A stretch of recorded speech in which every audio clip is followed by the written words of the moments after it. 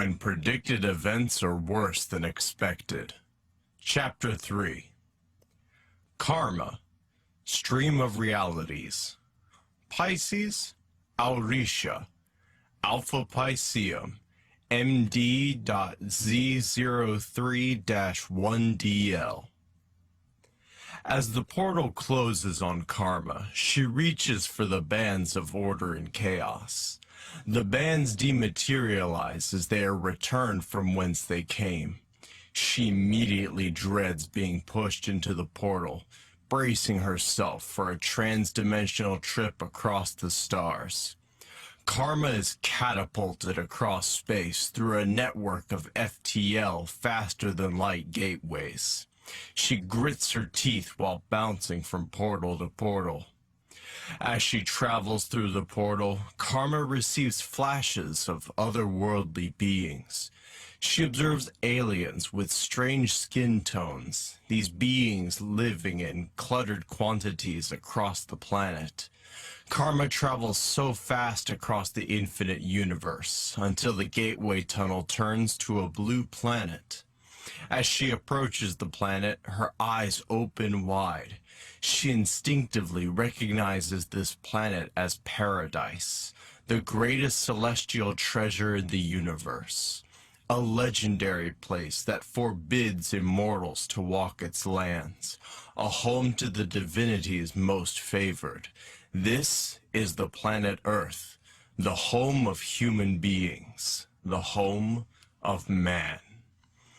When the portal opens, she exits underwater in a foreign land, Hudson Bay, Canada. The bands of order and chaos are just out of reach. A powerful undertow snatches them from her grasp. A force from the portal pushes her to the surface. Only when she exits the water can she regain control of her actions. Knowing the bands must be recovered, she repeatedly dives below the waves. She can only employ one spell at a time until she recovers the bands of order and chaos. She is attacked several times and is forced to summon her weapon. It leaves her vulnerable, and all life forms must breathe. A passing yacht notices her actions and begins to circle her position. Karma repeatedly dives despite those on the yacht attempting to coerce her aboard. Eventually, she can no longer feel the connection to the bands. The people watching finally persuade her to come aboard. Once she's aboard the yacht, several passengers bombard her with questions. While Karma looks out into the distance, she taps a floating pendant and her mask and cloak withdraw into the amethyst power stone. "Are you okay? Is that the new impact armor? What are you looking for? Is your skin really purple? It's not purple, it's pink. Are you an enhanced human?" "No, mortal. There is nothing human about me. I am Karma, future queen of Pisces and rightful master to the bands of order and chaos." Nexxa, Bridge of Worlds. Virgo, Spica, Alpha Virginis, 4D.R03-Z0F. The Zodiac Guardians must unite the treasures. The cosmic dynamo must be reset. Widget repeats to Nexxa several times before she notices the vitality meter is down. The entities emit gamma, obsidian, soul, and psionic energies. They register at the extreme end of the negative spectrum.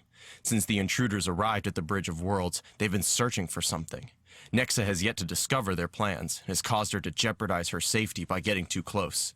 As she attempts to put distance between her and the intruders, Widget's meter reaches 5% and automatically disengages cloaking tech. Nexxa attempts to hide her presence by opening a portal to an upper level. Even though she is far away from the intruders, she feels her strength slipping away. She mentally requests information from Widget. "Widget, what is happening? I'm not feeling so well." "She tastes delicious. And she wields a cosmic treasure." The villain named Expire had begun feeding on Nexxa's essence. She is a twisted version of an orb wielder that once possessed the cosmic inverter life, a being that fell to the addiction of prana parasitic, the consumption of bioessence. While Nexxa attempts to regain her composure, the entities advance on her position. A stream of beeps ring in Nexxa's head, which it warns her of the intruder's positions. It also prioritizes the enemy's threat levels. Expire is currently the biggest problem. Widget can stop Expire from feeding on Nexxa, but can't become a weapon of combat and protect her. Nexxa activates the PGM and Widget responds. Threat imminent. PGM activated. Weapon level 3, Neuroterminus Omega, NTO authorized. When the action starts, so much happens so fast. Nexxa is agile and dodges the intruder's initial destructive blast, countering with amazing accuracy. The NTO blaster discharges streams of Omega-intensity neurodampening rounds. She's able to hit 3 of the intruders. Expire, Radium, and Decay are temporarily incapable of movement. When she lands, Maze is waiting on her. She immediately enters a horrific situation. Maze warps reality around Nexxa's arms with ravenous mouths biting into her body. Her constructs are physical in nature and can be extremely lethal. Widget beeps warnings after warnings, but there's nothing Nexxa can do. The arms hold her firmly to the surface. As Maze approaches Nexxa, he rants and cackles illogical nonsense. You brighten, you hurt Maze's eyes. It is glorious here in your kingdom. Can Maze see your treasure? When he asked for the treasure, Nexxa knew she had mere seconds to act. The 3 entities taken down by the NTO are recovering, which made her odds even worse. As Maze focused his attention on Widget, Nexxa knew that something must be done now. Though she's being restrained by unconventional means, Widget is functioning and hasn't been immobilized. Widget, portal, Carnelian core! Widget opens a miniature portal below Nexxa, dispersing the arms, immobilizing her. When the portal to the core closes, Nexxa initiates the omnicompression protocol. Widget, core projection shutdown, Alpha Virginis 4D.R03-C0F. With only seconds before the intruders locate her position, Nexxa sets a black hole bomb. The projection of all that resonates in dimension 4D.R03-Z0F is omniversally omnidigitized, through the Carnelian and compressed into quantum code.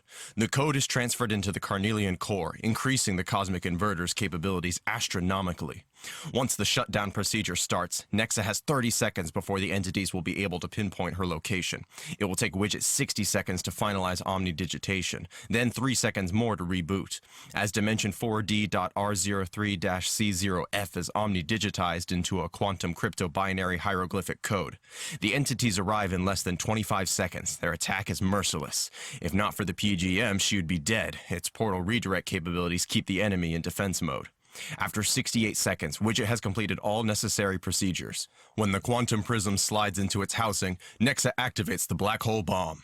The bomb's unexpected implosive force surprised the intruders, violently uprooting them from their positions. This gives Nexxa only seconds to initiate a Hail Mary protocol to Widget.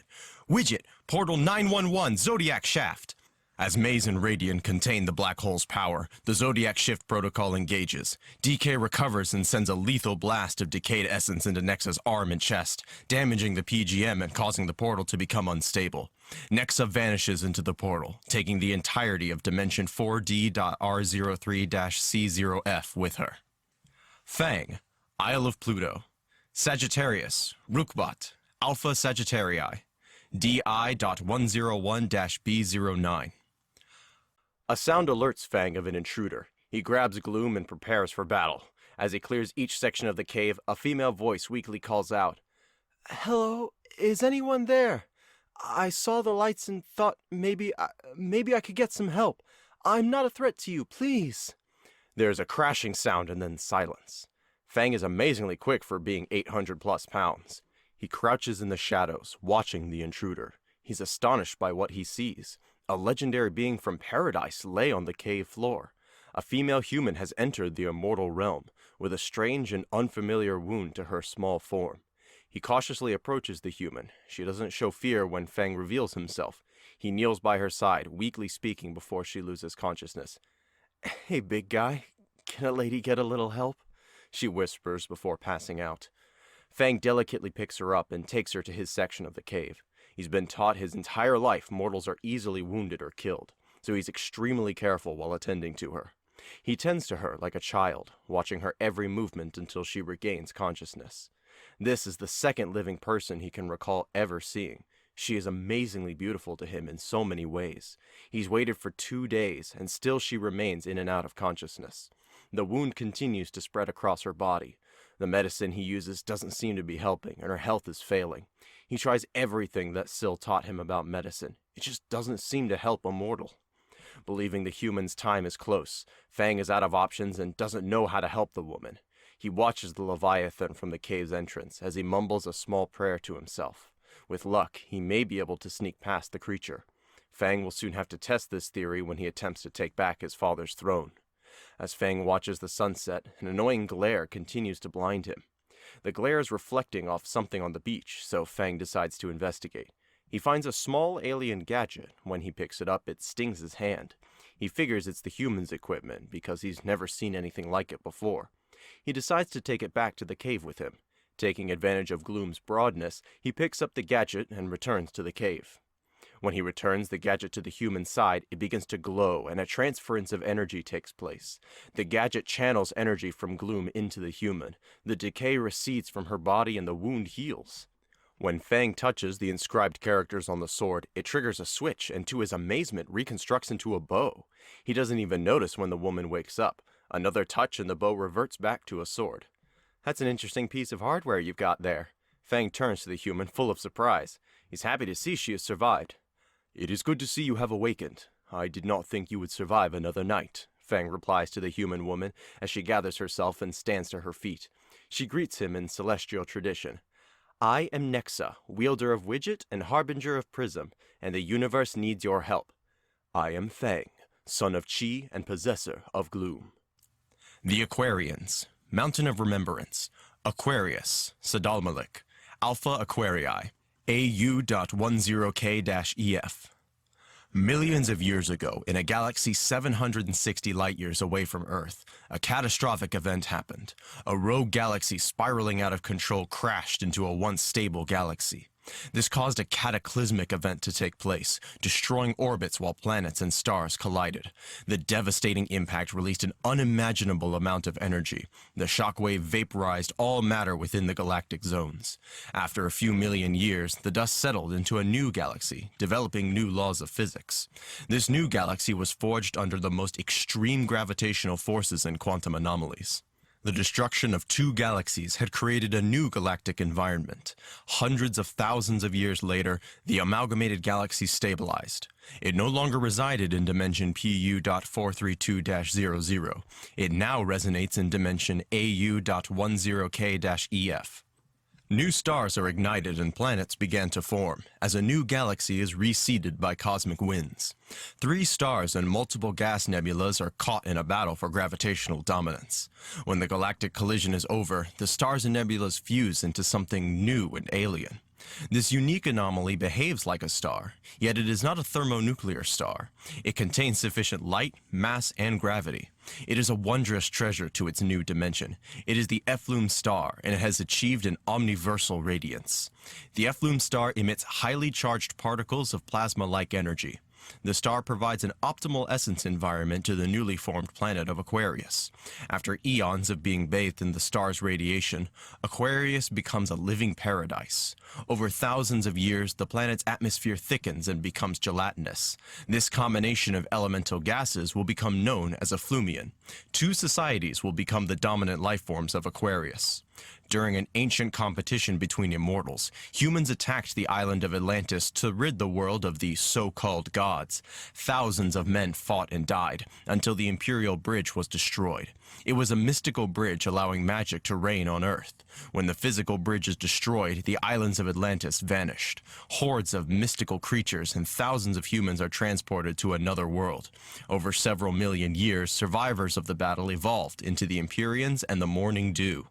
Empyreans are a race of bird-like beings that normally live in the upper atmosphere, high above the surface on pressurized pockets of effluvium, hardened masses of floating rock. The hardened masses were cosmically seeded and soon sprouted exotic plant life. The Empyreans learned to thrive in the upper atmosphere, and it became their domain. The Morning Dew are a race of aquatic beings that dwell below the waves of Aquarius's effluvian oceans. They lived in mega-sized cities with domes to protect the citizens from hungry, monstrous creatures of the deep. Once these two species waged war for hundreds of years. Then came the prophecy of vapor. A new god will return and save Aquarius from otherworldly invaders. The two species, through treaty and efforts, reconciled, and peace has reigned on Aquarius. On this night, deep below the waves, a young morning dew citizen sleeps. The life she has experienced amongst her kind has been a difficult and grueling journey. She is born different from her people. She has acquired unique abilities through birth. When she is spoken of by her people, she is referred to as Sharona, she who cannot mate. Tonight, below the calm waves, she dreams of savage and voracious invaders. Swarms of winged invaders devour the very essence of Aquarius. She continues to experience random images that are difficult for her to interpret. As the images flash through her mind, a bright blue gem sparkles in the distance. It grants mastery of the waves to her father, King Saber. As more visions penetrate her psyche, her father is swallowed by a massive swarm of monstrous devourers. The visions are sporadic and incomplete, sweeping her mind through a roller coaster of nightmare images. A tunnel of light opens and powerful gods with immense power step through. Even more mind-splitting images sweep through her mind. Celestial beings fight against the invaders, wiping the enemy from Aquarius and other realms. One of the gods wears a crown of efflumium upon his head. The prophecy of vapor, the life-bringer, returns. As her visions begin to fade, a name echoes in her mind. Purge. Her father's voice echoes in her nightmare. His voice is distant, as if whispering to her. Even in her hazy dream state, she reaches out in the direction of his voice. With her eyes open, she lay in her father's arms as he calls out her name. Stila! Stila, are you okay? The king's royal guards surround them. A healer has been summoned. As her father helps Stila to her feet, she realizes that they are in the Mountain of Remembrance. As Stila steadies herself and takes notice of those present, she is garbed in her surf battle armor, weary of how and why this is happening. As she takes notice of her surroundings, her father continues to question her. For reasons unknown to her, everyone is gathered in the throne vault. She doesn't understand why she is not in her bed and how she got here. King Saber's staff glows in a rhythmic pulse. The gem is known to the morning dew as Efflum's Claw.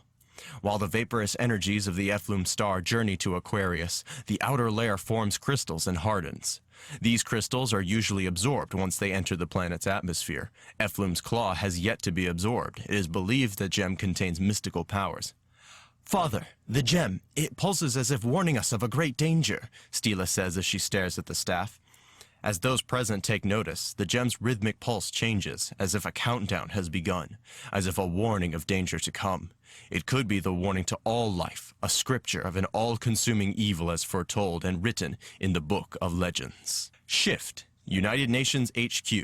United Nations, New York, Earth. Reports stream in from thousands of people from around the world via the IQ matrix. Aliens invade planet Earth and target the Titan shield facilities. The death toll ranges in the thousands and is still rising. Emergency medical services continue to assist wounded civilians across the planet. Shyft longs for the lives lost and for those that continue to suffer. She thinks back to Intech's proposal to the UNHQ ambassadors. He demanded they endorse impact armor. The ambassadors that have taken heed to his warnings have greatly increased their population's chances of survival. For those that were dismissive and failed to listen, their populations have suffered great losses. The invaders are more evolved at hunting than Earth's predators, and these creatures are extremely intelligent. Shyft listens to an ongoing news program since her return from battle with one of the invading aliens. With the power gifted to her, she is more than capable of besting most life forms, but the creature nearly killed her. If not for Intech's intervention, she would no longer be amongst the living. She is currently dealing with a sense of failure. The IQ matrix streams images of her fight with the alien. It is not one of her greatest moments. Shyft is very disappointed with her performance battling the Galaxian. Her performance continuously agitates her mental state. It has a lot to do with the fight being streamed. The video has gone viral and the entire world has witnessed her beatdown. Shyft engaged the creature without a plan of attack and simply underestimated her opponent. She's a perfectionist. Being at the bottom of any fight is a totally new concept for her to process. She spent years becoming a professor, strategizing against reacting before thinking. Shyft stands in front of a mirror and repeats what her father taught her as a child. Survival of the fittest. Failure is not an option. She believes these are words to live by as she recalls Intech's words. This is just the first battle in a war that will span the universe. Shyft has physically recovered, and soon an opportunity to prove herself will arrive. She will be ready. The enhanced humans are currently busy with alien cleanup. Shyft has been tasked with completing the construction and integrity checks on the containment vaults. When a message arrives from Pulse, Intech departs to assist with recovering the alien prisoners. After the vaults are completed, Shyft reviews footage of battle logs. She receives another message, and it's from FaZe. He has also run into a few issues with the creature he defeated. He's discovered the aliens are equipped with liquid battery modules. This is how the enemy generates the NZ field. While Shyft continues to study the battle logs, FaZe returns with the body of a fallen alien. After tossing it in the containment vault, he begins tests on the aliens in his lab. A news update streams the IQ matrix of Stratus and Ember besting another invader. Shyft shakes her head at the monitor. She's thankful Ember has come to Earth's aid, but she is still furious about the life lost in the Amazon. There are more pressing matters now, but when the time is right, she and Ember will have words. Initially, the creature's NZ field denied her bioengine inverter the ability to extract a genetic scan. Since being exposed to the enemy's genetic matter, its DNA can be scanned and intel retrieved. The life now contains the creature's aura, and Shyft is now capable of becoming a Galaxian. Since FaZe has removed the Galaxian's liquid battery modules, Shyft can further unlock more than genetic abilities. She can cipher critical life data as well, allowing her to observe a specimen's neurosynaptic code, its memories. Once a species has been cataloged in the life's genetic archives, Shyft can incorporate a specimen's abilities and attributes as she so desires. As Shyft begins to analyze the creature's memories, Friction appears with a new enhanced human. Shyft hates when Friction suddenly appears and immediately begins to scold Friction. It took a moment for the new arrival to regain his bearings. Friction introduces Adam to Shyft and walks to the containment vaults. Adam, Shyft, Shyft, Adam. After the nonchalant introduction, Friction explores the newly created technology by Intech and FaZe. I am Shyft, wielder of the light. I am Adam, wielder of the fusion. After the celestial greeting, Shyft quickly queries Adam's attributes and statistical profile. She's intrigued with Adam and desires to know his capabilities and how they function. Adam is surprised to see his profile display on the monitor. Shyft can sense Adam's agitated mood. She is one with life and extremely empathic.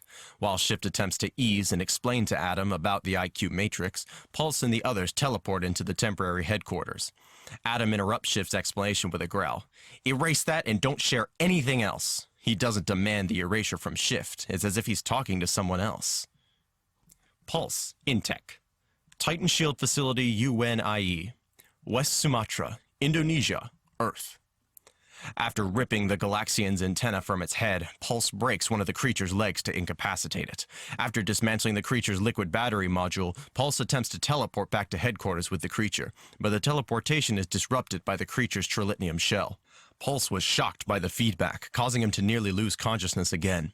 He is learning Galaxians are not to be trifled with. With the creature immobilized, Pulse quickly retrieves Intech from headquarters. Once Intech arrives at the UNIE Titan facility, he immediately contains the alien in Q-Quartz. News of Pulse's fight against the Galaxians spreads across the island. People are flocking to the battlefield in droves. All are curious and want to see a real-life alien.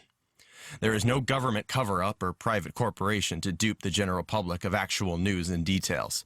The IQ matrix streams from several citizens wearing impact armor, giving viewers a 360-degree visual to people around the world. The military is setting up sonic barriers to quarantine the creatures. This will guarantee the aliens remain quarantined until they can properly be recovered by authorized personnel. Locals are allowed a clear view from the barricade. For impact armor users that are within a 24 to 48 hour inoculation period, it is recommended they leave the location. There is no way to determine the biological risk a human can encounter if exposed to alien DNA unprotected. While Intech examines the creature, he sends Pulse to retrieve several scientists from multiple locations around the world. Drastic measures are taken to keep alien genetic matter from contaminating Earth's ecosystem. At this time, Intech cannot confirm if there will be any lasting effects on the environment. Pulse is a smart guy and stands by, watching Intech and the scientists work. They work meticulously with the equipment Intech builds on location. Intech protects the scientists from the NZ battery and sonic quarantine units by releasing portable Q-Quartz neutralizers. The creature snaps at the scientist, but it can only move its head. While the scientists gather their courage to examine the creature, Intech initiates a live stream to viewers around the world.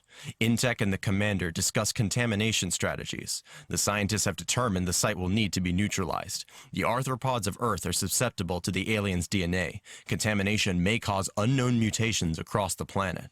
Once it is time to depart, Intech prepares the Galaxian for teleportation.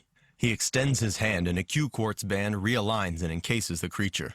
With the liquid battery modules inert and the NZ field neutralized, Pulse is able to teleport with the creature. As Intech and the scientists move closer to Pulse, the container follows closely behind. Before teleporting all scientists back to their original locations, Intech and Pulse thank them for their assistance. The drone continues to catalog the events of the day. Pulse, take us to Stratus, Intech says while checking the Q-quartz containment unit. Not a problem. Glad you can cancel out the alien's armor, otherwise this thing would take forever to get back. In less time than it takes to blink an eye, Pulse and Intech teleport across the planet, arriving at Titan Facility UNEW. When Intech and Pulse arrive, Stratus has removed the liquid battery casing and encased the creature in dynamic gel. As soon as Pulse notices Stratus, he is immediately agitated. Stratus is talking with the murderous and psychotic terrorist Ember. She has taken 68 human lives, and no world government will authorize a bounty for her capture. Ember's destructive quest across South America destroyed huge regions of Amazonian resources. As Pulse and Intech approach the quarantined area, Ember shakes hands with Stratus. Take care of yourself, Stratus. Don't be a stranger. Call if you need me, Ember says as she levitates skyward. You too, Ember. I'd hate to say it was fun. And thanks for the assist, Stratus replies with a smile and wave. As the energy's power intensifies in Pulse, he prepares to confront Ember. Intech is fully aware and motions for him to power down while calling out to Ember. Be at ease, Ember. I will have words with you. As she turns to face the man who called her name, she immediately recognizes him. Intech continues to speak and greets her in celestial tradition. As he ascends into the sky to meet Ember, quantum footprints slowly vanish behind him. I am Intech, wielder of the imagination, the senior harbinger of the angelic celestials. I am Ember, wielder of the Kindle, beholder of the cosmic treasure, holy. My apologies, senior order. I was unaware that you were chosen. As Intech acknowledges Ember's greeting, she collapses the solar wave field. Pulse grits his teeth as he walks past. He has acquired a nasty taste in his mouth for Ember. He does not agree with her methods of justice. She recklessly kills in vengeance. While speaking with Intech, Ember doesn't acknowledge Pulse's temperamental behavior. If he is ever stupid enough to attack her, she is more than capable of showing him the error of his ways. After Intech greets Ember, they move away from the others so that he may speak with her about the Imperial Codex.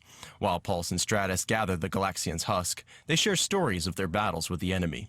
Pulse's conversation inevitably leads back to Ember. He and Stratus appear to have a difference of opinions. I think she's cool, Stratus says with a smile. Pulse angrily responds as he attempts to argue his point. Is it me, or is everyone forgetting that she killed 68 people? Well, they did kidnap her sister, and then sold her to human traffickers.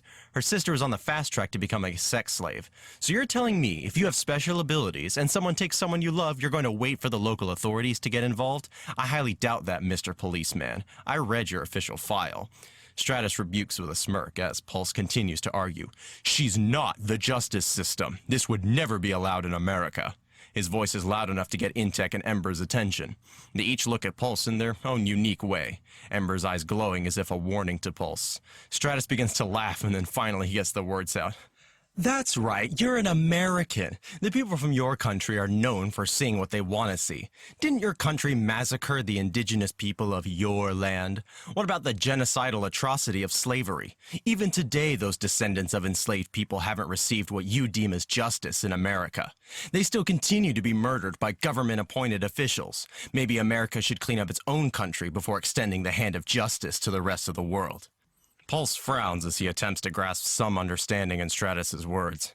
They eventually agree to disagree as Intech and Ember return to where the Galaxian lay. After the heroes retrieve and contain the Galaxian, Intech ensures Ember she will not be met with hostility. We will need your aid to repel what is coming. The time of division is over.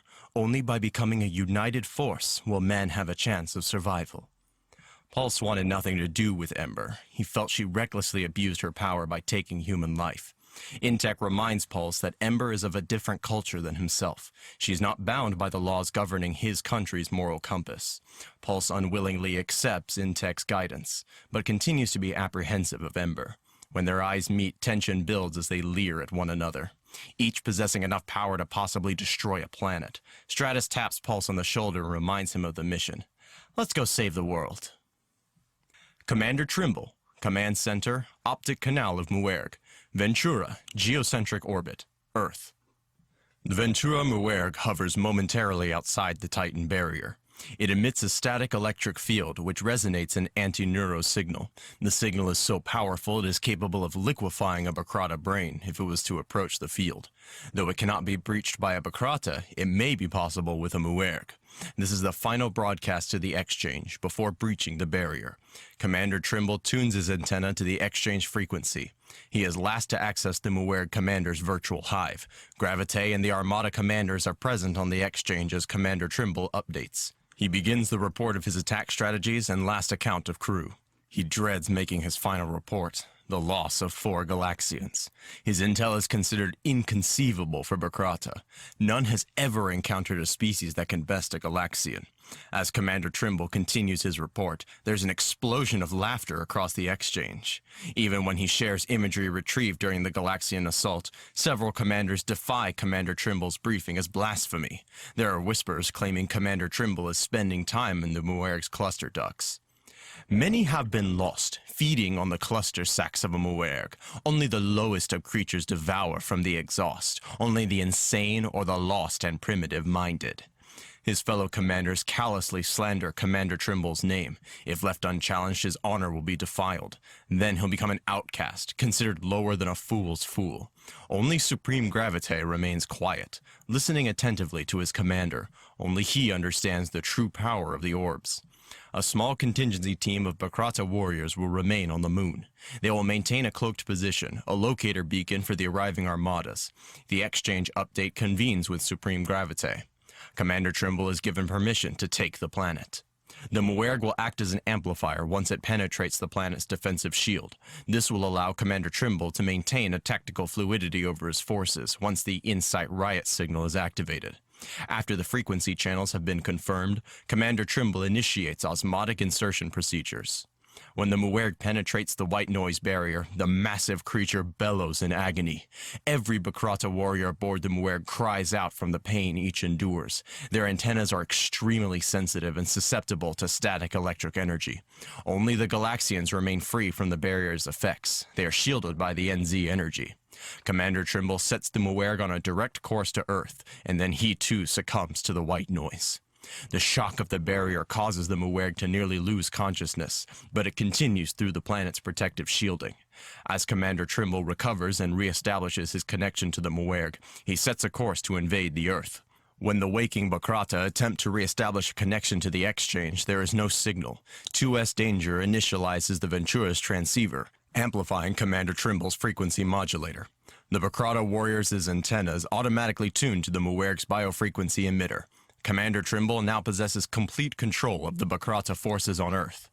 As the Muerg reaches a comfortable altitude and cruising speed, it is time to invade the planet.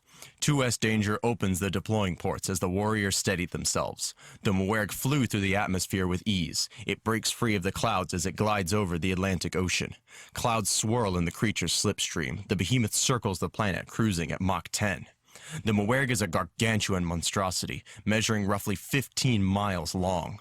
Its growl can be heard several hundred miles away. It is so massive in size, its frame blocks the light of the sun. Commander Trimble activates the Insight Riot frequency codes, stimulating the warriors' natural instincts to gorge and hoard themselves. Once the command is given, Bahkrata warriors rain down across the east coast of the United States. Friction, Atom, and Isida. United Nations HQ, New York, United States, Earth. The EM fields can be felt before they are seen. Pulse and the remaining enhanced humans teleport into the UN HQ. Friction is so distracted when she notices Ember, she nearly misses Intech's warning. Once Friction is aware of Intech, her youthful and defiant attitude resurfaces.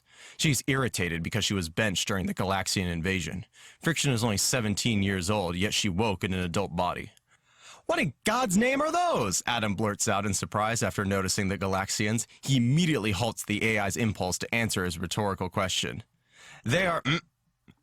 Friction's attitude quickly changes when she notices the Galaxians. They are nightmarish creatures, giant, metallic-armored insect warriors.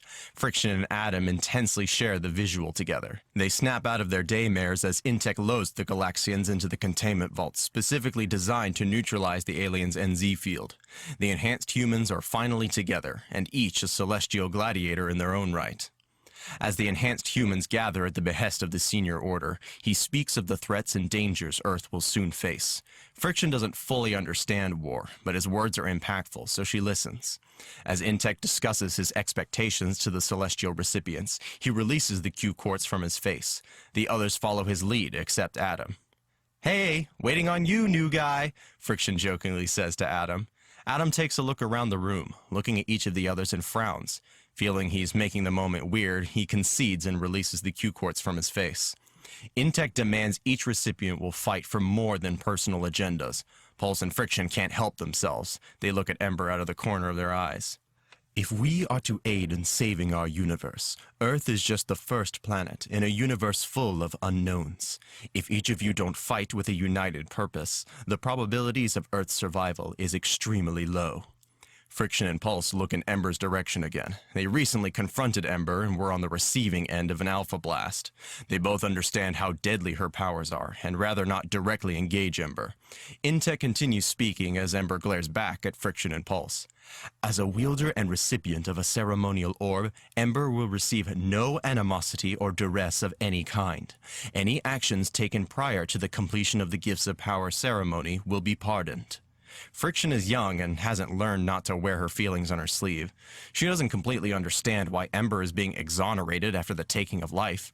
It doesn't actually matter anymore now. Intech has spoken, and he is the Senior Order. He further demands recipients not disgrace themselves by attempting to subject Earth or any world with sentient life to their will. "So there are things worse than this in space." While pointing at the vaults and shaking his head in denial, Adam begins to demonstrate signs of paranoia. There's a momentary pause as the others look at him. Intech completes a list of his expectations for the team. He then turns his attention to Adam, greeting and welcoming him to the team. "I am Intech, wielder of the imagination, senior harbinger of the angelic celestials." "I am Adam, wielder of the fusion, and I'm still trying to wake up." Intech continues to talk with Adam. Adam's body language suggests he's irritated by his surroundings. "You are an amazing and unique amalgam, Adam."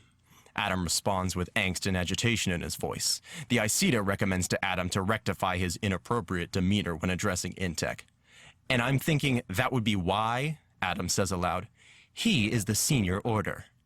Intech does not appear to be concerned with Adam's insubordination. He continues to speak in a calm and rational voice. "I was under the impression an artificial intelligence received a ceremonial orb." "But I'm not an AI," Adam responds to Intech's infuriating remarks, not fully understanding why he's agitated. While observing Adam's discussion with Intech, Friction felt Adam constantly teeters on the verge of disrespectful. She recalls the lessons from the knowledge modules, the authority carried by the Senior Order. He is recognized by all sentient lifeforms as the true universal authority. As Adam and Intech continue their conversation, more truth is revealed. "Atom, what do you recall from the Imperial Codex? Do you know what a neurofeed is? Are you able to communicate with the orb recipient?" Intech acquires from Adam. "How does he know?" Adam wonders and then responds, "What? Look, I woke up yesterday, found out I lost 6 days of my life, and I was trapped in this armor until earlier today. And if you're referring to the voice that keeps talking in my head, it no longer sounds like an AI anymore. It sounds more like a woman's voice now." Intech and Adam discuss the orb recipient Iceta, an artificial intelligence that has been downloaded and integrated into the celestial orb. Adam subconsciously initiates a rename code to Iceta. "Welcome to the fusion. I am your administrator, Iceta." AISITA. Command. Rename AISITA to Iceta. Execute. The acronym thing is getting on my last nerve. "Affirmative, Adam. The system is updated. I've received an upgrade, which integrates sentient software into my interactive personality programs. I've become so much more than I once was." "And that means what?" "That we need to properly complete the configuration of this upgrade." As Intech and Adam talk for a few moments, something extraordinary begins to happen. Adam's orb glows and a female orb wielder appears standing next to him. Intech acknowledges and greets Isida, then continues to inform Adam of recent events. Adam also reacts because this is the first time ever seeing her. You have bypassed the Gifts of Power ceremony. Amazing. You have become host to the ceremonial recipient, a vessel for the orb wielder. Extraordinary. Friction is wide-eyed and intrigued with the holographic orb wielder. The remaining members of the team curiously surround Adam and Intech, checking out Isida, the new orb wielder. She wears a translucent blue and red version of Adam's exoskeleton. Adam somehow bypassed the knowledge modules of his ceremonial orb. An AI has been granted an orb of power, and Adam has become its vessel. The thought blows Friction's mind. It's the craziest and most outrageous thing she's ever heard. She can tell the others are experiencing the same ideology as well. Friction is first to approach the new orb wielder. She unconsciously extends her hand as they greet. I am Friction, wielder of the time. I am Isida, wielder of the fusion. When Isida shakes Friction's hand, she's totally surprised Isida is solid. Even Adam reacts in astonishment. As Isida begins to explain her capabilities, Intech and the others join the group. Friction smiles at having another female member because there's so much girl power on the team. Ember and Adam need to be immediately sanctioned under UNHQ policies. They'll also need to be vetted by several government agencies, a federation that is dedicated to engaging world events and activities. Intech informs Friction to escort Adam and Ember to the Secure Compartmented Information Facility, SCIF. Again with the tedious escort details, she thinks to herself. While escorting the newbies to the SCIF, Friction observes the look in people's faces as they walk past. There is an excitement and fear in their eyes. She's walking with Ember, the enhanced human that vaporized 68 lives. After escorting Ember and Adam, Friction made her way back to the others. She tells herself not to be impressed with Ember or her exoskeleton, but she is, and she knows it. Intech and Phase begin scientific studies on the 3 Galaxians that died in battle. Shyft and Pulse continue the interrogation of the wounded Galaxian. The bioengine inverter Life grants Shyft a better understanding of essence. She has the ability to see the creature's aura. She knows the Galaxian is dying. She can only witness memories if an individual is willing to share. The creature, however, is not and continues to fight. During its last few seconds, a passive psionic connection is made. In only a few seconds, Shyft is able to witness the creature's memories and its entire life. Cancer, NU.9K-AC. It is a planet nearly the size of Jupiter, with an immensely strong gravitational field. It is accompanied by a hollowed moon known as Tri-Q3. Cancer is a planet designed by the angelic celestials to contain the Gifts of Power ceremonial orbs. It is the homeworld of the innumerable Bahkrata society. In their respective galaxy, they are known as the Forgers of Galaxians. Planet Cancer no longer resides in dimension NU.9K-AC. It has been transported to dimension PU.432-00. Something huge has caused a visual surge in the Titan shield. It is so strong it disconnects Shyft from the Galaxian's memory. She can also feel the threat as it surpasses Earth's protective barrier. Satellites are having difficulties triangulating the enormous object's position and locking on to the target. The anomaly is moving at incredible speeds. Even the IQ matrix is unable to get a lock on the target. All of Shyft's instinctual senses ring an alarm as she informs Intech of the danger. Something huge and alien has entered the atmosphere. She can feel the presence of an enormous alien life form hovering above the planet. Global alerts begin to spam through the IQ matrix with 911 calls. Swarms of alien creatures are falling from the sky. Intech, it is time, Faye says as he prepares for battle. Intech immediately uploads an activation sequence for impact armors. Everyone with activated impact armors immediately enters a user weapons configuration. All users are now armed and can configure their individual weapons to fight against the invading aliens. The east coast of the United States is under attack, and the aliens are destroying everything. Is there a plan? Friction asks Intech as her bioengine inverter begins to glow. Intech commands the heroes to go and save the planet. Go and protect the people of Earth. I will contact you when there is a strategy. Friction departs in haste, heading for the fight of her life. Taste steel.